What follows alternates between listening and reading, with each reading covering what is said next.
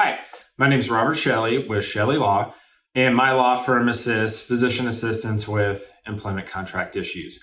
Today, I'm going to talk about whether a PA should choose between an occurrence-based policy or a claims-made malpractice policy if they had the choice.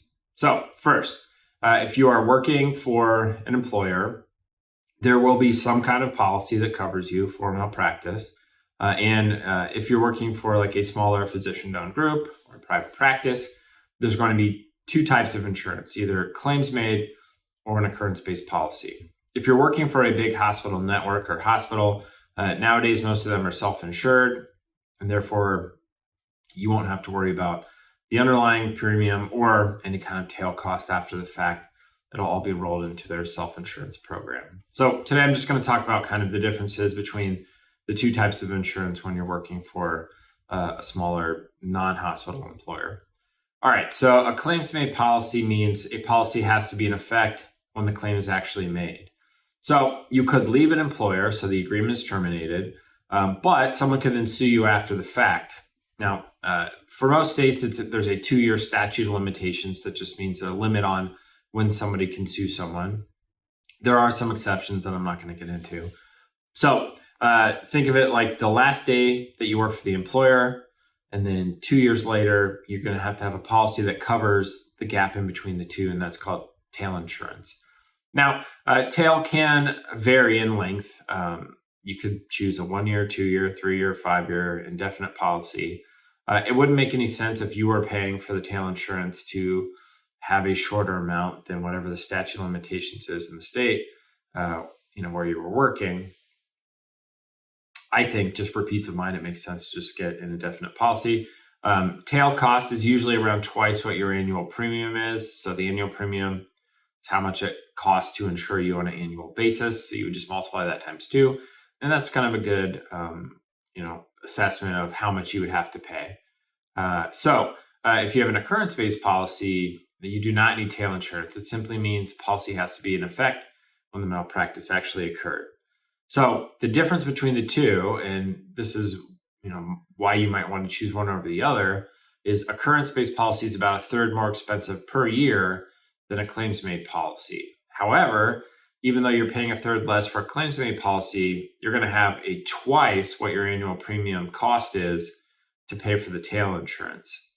So most of the time, the PA is not going to have the option of purchasing one or the other. If you're working, as an employee, they're just going to say, this is the policy that we're going to provide to you. And then in the employment agreement, it's going to state who is responsible for paying for tail insurance. So you need to look into the section that covers the professional liability insurance. Then you need to see what type of policy is offered, and then who is responsible for paying for the tail cost after the agreement terminates. Now, you can negotiate the employer paying for tail. So you can say, hey, I'd like you to cover the cost of tail. Now, they may say no. One thing that we've had success with is then saying, all right, let's say you have a 3-year initial term.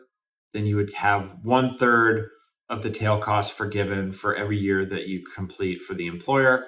So after the end of 3 years, then the employer would agree to pay for the entire amount of the tail policy.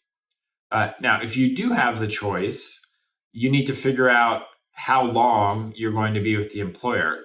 If you're going to pay 1/3 more for occurrence per year, but you're going to work for the employer for 10 years, a claims-made policy probably would make more sense. If you're only going to work for 1 year, well, then an occurrence-based policy is a no-brainer. Let's just say you have a $3,000 annual premium. So for a claims-made policy. So an occurrence-based policy is 1/3 more. So you'd pay $4,000 for occurrence, $3,000 for claims-made.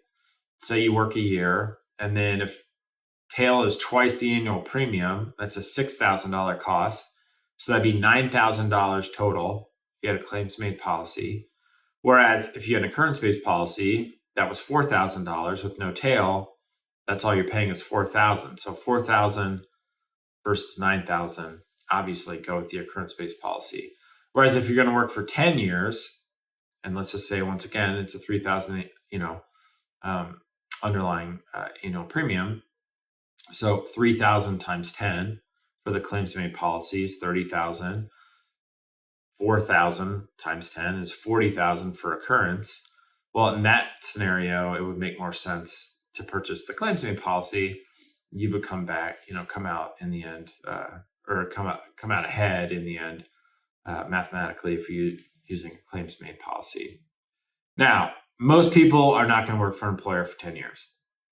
So if you do have the choice between the two, it just makes sense to go with the occurrence-based policy, even though it's a little more expensive per year. Now, if you're going to work as an independent contractor, you are going to be responsible for paying the underlying premium, very likely, and purchasing your own tail insurance if you had a claims-made policy. So once again, got to do the math of, all right, am I going to work for this employer as an independent contractor on a short-term basis, a long-term basis, that type of thing. The tail cost can vary based upon how long you've worked for that employer. And then also, your claims history as well. And then how long you purchased, how long of coverage you purchased for the tail. So was it 1 year, 3 year, 5 year, indefinite, that type of thing. It's not that complicated when you break it down, but it's certainly not something that most PAs are familiar with as far as the different types of insurance. There is one other small caveat for PAs, and sometimes the physician will have a policy that covers the PAs under them. And so if a PA leaves, it will just roll into the physician's policy. Not going to get into the details of that, but that is one thing as a PA that you really don't have as, a dentist or a vet or even an NP. So it's something to think about. If you have any questions about your employment agreement or malpractice insurance, you can call my law firm at the phone number listed below in the description.